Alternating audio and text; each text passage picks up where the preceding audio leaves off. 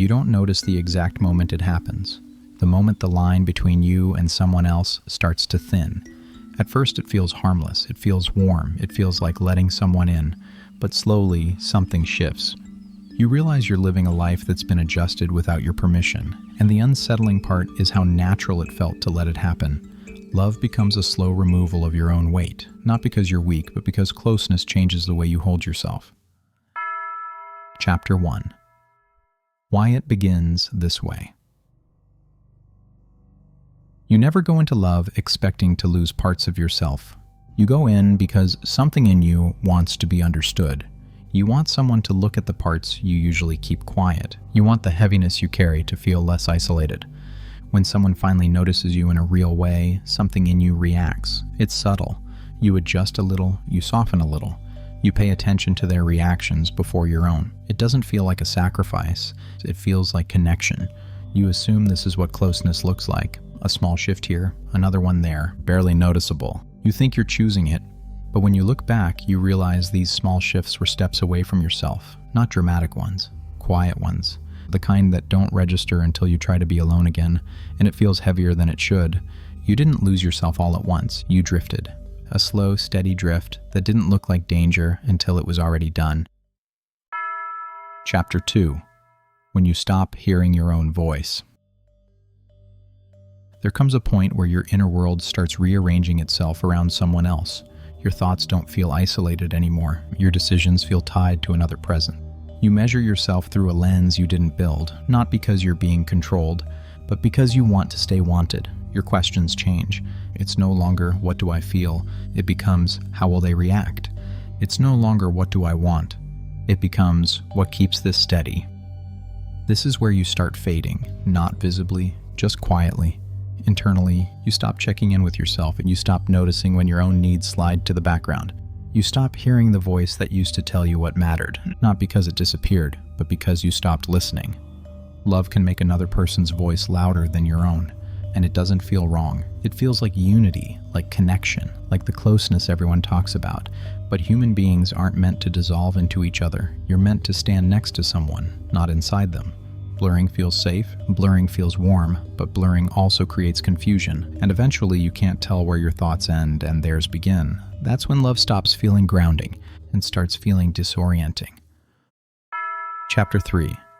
The fear of being yourself again. Once you've spent enough time inside someone else's influence, the idea of standing in your own center again feels unfamiliar. You don't know how to return to yourself.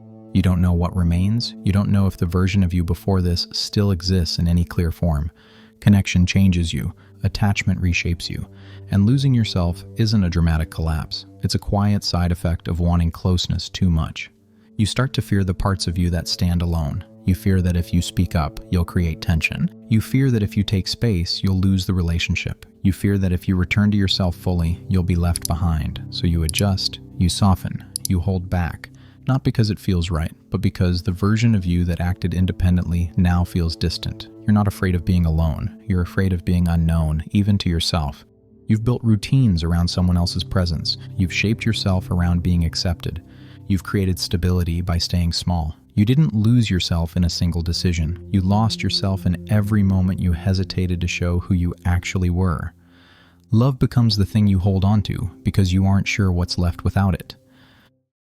Chapter 4. When you start noticing the damage. Eventually, something inside you starts to feel off. Not in the relationship, in you. You feel tired in a way that's hard to explain. A low, steady exhaustion that comes from ignoring your own limits. You feel small irritations you can't justify. Moments where you agree to something you don't want. Moments where you swallow discomfort to keep the peace. Moments where you pretend you're fine because conflict feels heavier than silence. Slowly you feel resentment forming, not toward them, toward yourself, for giving away too much, for staying quiet too long, for forgetting what your needs even look like. You recognize a version of yourself you never meant to become. A version that adapts too quickly, that bends too easily, that masks too often. Nothing about it looks dramatic, everything about it feels controlled. But internally, something sharp appears, the realization that you've been living beside yourself, not within yourself. You've created a self that's easy to love, but difficult to live in. And the real wound isn't the loss, it's the recognition that you let it happen, one quiet compromise at a time. Chapter 5. The Quiet Realization You Can't Escape. There comes a moment when the truth sits in front of you. Love didn't make you disappear. You disappeared because you wanted love to feel stable. You wanted connection to feel secure. You didn't want anyone to see the parts of you that felt too sharp, too heavy, or too complicated. So you softened, you hid, you stayed small, and over time you drifted away from yourself. The unsettling part isn't the disappearance. It's how normal it started to feel.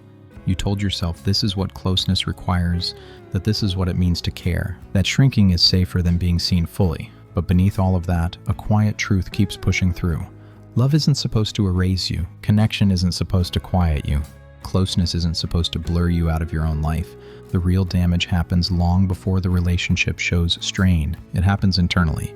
When you finally see how long you've been avoiding your own presence, and something shifts, not dramatically, just enough to see the gap between who you are and who you became.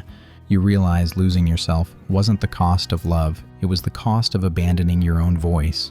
Now you're left with the task of returning to yourself, slowly, quietly, without expecting it to feel easy. You're not returning to a stronger version. You're not returning to a healed version. You're returning to the version that's been waiting in the background. The one you ignored to stay wanted. The one that's unfamiliar now but real. No rush, no clarity all at once. Just an honest recognition. You don't need to disappear to be chosen. You don't need to shrink to be close. And the parts of you that you hid weren't the problem. They were simply the parts you were afraid someone wouldn't hold. You don't rebuild yourself through certainty. You rebuild yourself through honesty, quiet, steady, present. The way you should have held yourself from the beginning.